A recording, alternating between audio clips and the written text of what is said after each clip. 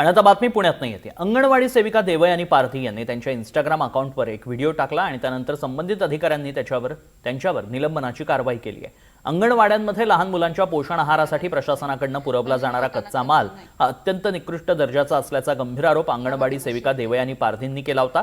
यानंतर त्यांच्यावरच कारवाई करण्यात आली। 9 ते 10 शिट्ट्या काढूनही न शिजणारा पांढरा वाटाणा आणि शिजवूनही कच्चा राहणारा भरडा आम्ही लहान मुलांना कसा खाऊ घालायचा असा उद्विग्न सवाल त्यांनी उपस्थित केला होता। याविषयी संबंधितांवर कारवाई करायचं सोडून देवयानी पारधींवरच कारवाई करण्यात आली आहे। त्यामुळे सत्य दाखवणं चूक आहे का असा सवाल सर्वसामान्यांनी उपस्थित केला। आज आमच्या मुलांबद्दल वाटणारी कळकळ आत्मीयता आम्ही तुम्हाला वारंवार सांगतो, लेखी देतोय की वाटाणा शिजत नाही, लापशी भरडा शिजत नाही। देवयानी पारधीं सोबत बातचीत केली आमचे प्रतिनिधी अविनाश पवार यांनी। तुम्हाला वाटत असेल हा आपण पाहिलं की राज्यभरामध्ये जो शालेय पोषण आहार दिला जातो विशेषतः अंगणवाडी मधल्या बालकांना, त्याच्या बाबतीत पुणे जिल्ह्यातल्या आंबेगाव तालुक्यातील जी चासची ठाकरवाडी शाळा आहे तिथून ह्या ज्या अंगणवाडी सेविका होत्या देवयानी पारधी यांनी त्या शालेय पोषण आहाराच्या बाबतीत एक मोठी पोलखोल केली आणि त्याच्यानंतर संपूर्ण राज्य सरकारच या शालेय पोषण आहाराच्या बाबतीत हादरून गेले असं म्हटलं तर वावगं ठरणार नाही। त्याच देवयानी पारधी माझ्यासोबत आहे। ताई, हे जे काही आहे समोर पाहतोय आपण, याच्यामधला तुम्ही व्हिडिओ केलात इंस्टाग्रामला, काय कसं निकृष्ट? आता हा पांढरा वाटाणा आहे बघा, तुम्ही प्रत्यक्ष 10-12 शिट्ट्या घेतल्या तरी हा शिजणार नाही। मी तर 10च म्हटले होते, त्या दिवशी प्रत्यक्ष 12 शिट्ट्या घेतल्या तरी शिजला नाही। ही डाळ आहे, ही डाळीचं जर हे डाळ जर पाण्यात टाकली ना, अशी वरती काढून घेतली ना, याच्यात खाली गारा राहतात, ही अशी निकृष्ट दर्जाची डाळ। आणि हा भरडा हे बघा, याच्यातून उधळते किती बघा, कचरा किती उधळतोय बघा, याच्यात निम्मा कचराची हे बघा। आणि हा तांदूळ, ह्याच्यात लाल तांदूळ मिक्स असतात ह्या तांदळामध्ये, आणि हा तांदळाचा आहे ना अक्षरशः वास येतो, वास असे तांदूळ। आता त्यांचं म्हणणं, त्यांनी मला चुकीचं ठरवलंय नाही का, तू चुकीचं सांगते हे। तर जर आता मी जर चुकीचं सांगतेय तर आता तुम्ही हा प्रत्यक्ष बघितलाय, आता तुम्हाला खरंच वाटतं का हा चांगल्या प्रतीचा माल आहे, चांगल्या प्रतीचा? तुम्ही अजून एक गोष्ट सांगितली की याला किती शिट्ट्या घ्याव्या लागतात आणि ते काय आहे? 10 शिट्ट्या घ्याव्या लागतात ह्या वाटाण्याला। हा कडक वाटाणा आहे, हा तर दाताखाली तुम्ही, आता आपले दात आहेत थोडेसे मजबूत, कच्चा जरी एवढा दाब देऊन तेव्हा फोडायला लागतो।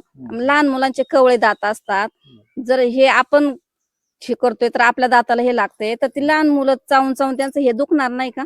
आणि याच्यामुळे तक्रारी येतात का पालकांच्या, किंवा आमच्या मुलांची पोट दुखतायत, काय आजारी पडतात? हो, मग आजारीच पडतात याने ना, या वाटाण्याने आजारी पडतात, पोटात दुखतं, कुठं जुलाब होतात। आता इकडे आपण जाऊयात ताई, ह्या घरामध्ये त्या राहतायत, खरं तर त्यांचं मानधन जे असतं ना ह्या अंगणवाडी सेविकांचं, ते ऐकल्यानंतर आपल्यालाही धक्का बसेल, कारण ह्या मानधनामध्ये घर चालवणं आणि एकूणच हा संपूर्ण प्रपंच चालवणं किती अवघड असतं। ताई, इकडे याल जरा, की इथे जर आपण पाहिलं तर किती मानधन आहे तुम्हाला आणि त्याच्यामध्ये खरंच तुमचं कुटुंब चालतं?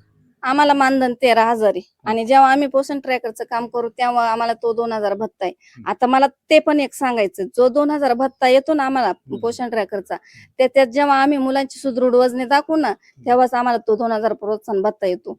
आणि आता ह्यांनी काय आम्हाला सांगितलंय, तुम्ही म्हणजे आंबेगाव तालुक्याचा जो मुलांचा वजन श्रेणीचा आलेख असतो, तो खाली येऊ नये म्हणून तुम्ही खोटी वजन भरा। हा, मग जर आता ती खोटी वजन आम्ही भरतोय, तिकडनं पण आम्हाला दोषी नाही भरलं तर तुमच्यामुळे कुपोषण वाढलं, तुमच्यामुळे आंबेगाव तालुका खाली आला, त्यावेळेस पण प्रत्येक वेळेस अंगणवाडी सेविका जबाबदार। आता याच्या शालेय पोषण आहार ज्या पद्धतीने तुम्ही सगळं अकाउंटवर टाकल्यानंतर तुम्हाला कुणाकुणाचे फोन आलेत आणि काय आता तुम्हाला म्हणजे निलंबनाची कारवाई झाली आहे तुमच्यावर, पण ती मागे घेतली? आता मी काल पुण्याला गेले होते ना, तर आमचे उपमुख्य कार्यकारी अधिकारी यांनी मला खूप चांगल्या पद्धतीने समजून सांगितलं, आम्ही तुम्हाला कामावर घेतोय म्हणून। त्यांनी मला काय असं वाईट शब्द बोलले नाहीत, मी जे खरंय ते सांगते, ते मला काय वाईट शब्द बोलले नाही। पण आज माझ्या तालुक्या पातळीवरती आज परत माझ्यावर टीका केली जाते। मी काल ते मला घेणारे याच लय समाधानी होते मी आज, आणि आज परत मी आज सकाळपासून न्यूजला ऐकते माझ्यावर टीका केली जाते की नाही तुम्ही अंगणवाडीच्या वेळेत मुलांचं शिक्षण घ्यायचं सोडून बाकीचे व्हिडिओ तयार करता। मग हे ते कारण आहे का मला निलंबनात काढायचं? त्यांनी हे कारण ठरवलंय। अशा पद्धतीने त्या आपल्या ह्या सगळ्या गोष्टींवर ठाम आहेत।